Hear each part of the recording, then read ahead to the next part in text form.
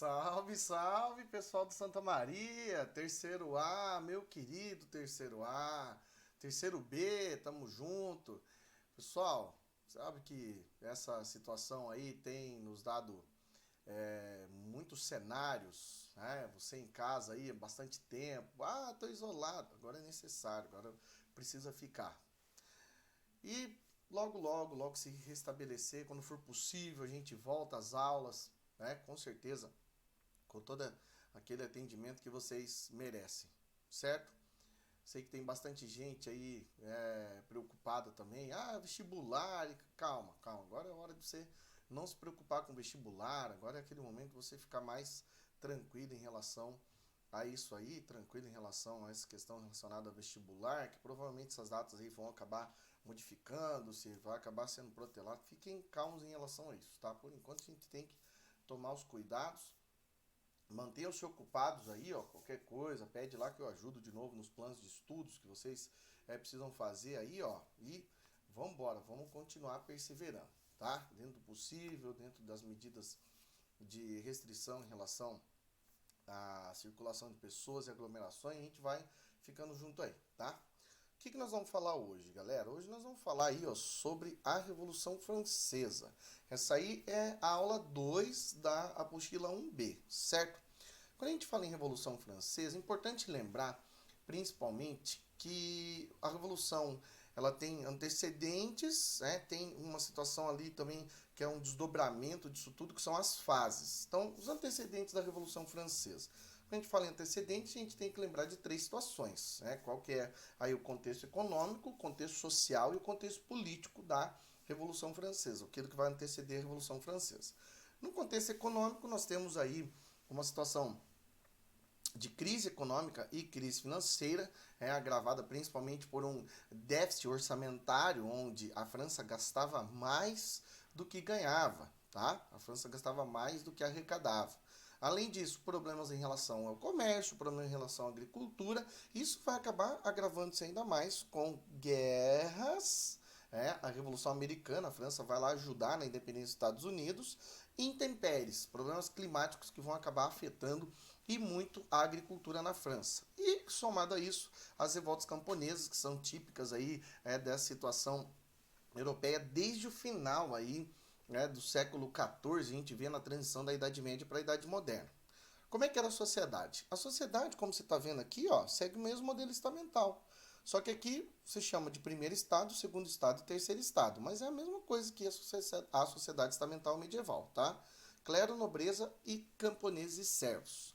Como que essa sociedade era dividida? Então nós temos aí ó, 27 milhões de pessoas, onde 24 milhões de pessoas eram os camponeses e servos, e o restante aí divididos entre nobreza e clero. Nessas sociedades, quem mais vai ter privilégio, ou melhor, privilégios, são os dois estamentos superiores, o primeiro e o segundo estado. Em detrimento disso, o terceiro estado, que a gente chama carinhosamente também de povão, não pagava nada, ou melhor, pagava todos os impostos. Já ao contrário, não pagava nada de impostos. E em relação à política, nós temos toda essa situação de divergência em relação à representação política, onde, numericamente falando, o terceiro estado tinha que ter mais gente representando politicamente, mas não era isso que acontecia. Diante desse quadro e dessa crise toda, o rei Luís XVI resolveu, então, convocar a Assembleia dos Estados Gerais, que é uma reunião antiga, justamente para resolver todos esses problemas aí. Será que vai dar conta de resolver todos esses problemas? Será que a França vai conseguir resolver de uma hora para outra? Então, teoricamente, a Assembleia dos Estados Gerais vai pegar lá os representantes do primeiro estado, os representantes do segundo estado e do terceiro estado para decidir qual seria a melhor saída para a França. E qual que vai ser a melhor saída para a França? Nesse caso aqui, seria estabelecer beijo, Mel. Seria estabelecer o quê? Medidas para justamente beneficiar a toda a população, mas não vai ser isso que vai acontecer, principalmente porque a ideia aí da Assembleia de Estados Gerais era aumentar a quantidade de impostos para que o terceiro estado continuasse pagando os impostos, e o terceiro estado vai falar não, negativo de jeito nenhum, isso não vai acontecer. Ó, se vocês escutarem um grito aí, é a Lívia e a Melissa, tá? Então relaxa, estamos tudo em casa. E aí dentro dessa situação, ó, tá gritando. Dentro dessa situação, os revolucionários, o terceiro estado vai permanecer aí dentro do Palácio de Versalhes, não vão aceitar a situação, e aí começa todo um contexto que vai levar a Revolução a acontecer. Essa imagem que vocês estão vendo aí, ó, é uma cena muito famosa, é a famosa tomada da Bastilha, que é o dia 14 de julho de 1789, que é a data que os franceses, inclusive, comemoram a sua independência. A partir daí, tá tudo dominado pelo Terceiro Estado. Quais são os desdobramentos dessa situação? Então, como eu falei, tem fases, a Revolução Francesa vai ter fases aí, tá? Ainda nesse momento em que a tomada da Bastilha, essa organização toda do Terceiro Estado, temos aí dois documentos importantes. Um é a Declaração Universal dos Direitos Humanos, ou melhor, dos Direitos do Homem e do Cidadão, peço desculpa para vocês ali, depois só arrumar, e a Constituição Civil do Clero. A Constituição Civil do Clero é um documento que vai permitir com que o clero pudesse se candidatar a cargos eletivos, mas vai acabar confiscando os bens do clero, tá? Para tentar conter esse avanço popular, esse avanço do terceiro estado, os membros do primeiro e segundo estado que tentaram criar uma lei proibindo essas ações e agitações públicas e greves, enfim, manifestações, chamada de Lei Chapelier, o que não vai ter efeito nenhum. Automaticamente, logo em seguida, é elaborada a Constituição de 1791, que vai manter a França como uma monarquia constitucional, mas já começa a trabalhar com leis, principalmente porque tem 3 estados, tem o poder executivo, legislativo e o judiciário, o que de certa maneira acaba mostrando aí uma grandiosa influência do que? Do movimento iluminista, tá? A primeira fase da Revolução Francesa, a gente vai entender então que é a Assembleia Legislativa, nesse contexto todo aí, que a gente percebe então que há uma organização política dentro da Assembleia Legislativa, onde o objetivo é principalmente mostrar que agora o povão tem direito à participação política. Muito bem, aí surge uma divisão política lá, tá? Essa divisão ficou muito clara com os girondinos, à direita, a alta burguesia, os jacobinos, à esquerda, o povão, os sans-culottes, e o pântano, que é uma espécie de centrão, tá no meio ali, vai com quem tá ganhando, tipo Maria vai com as outras, tá?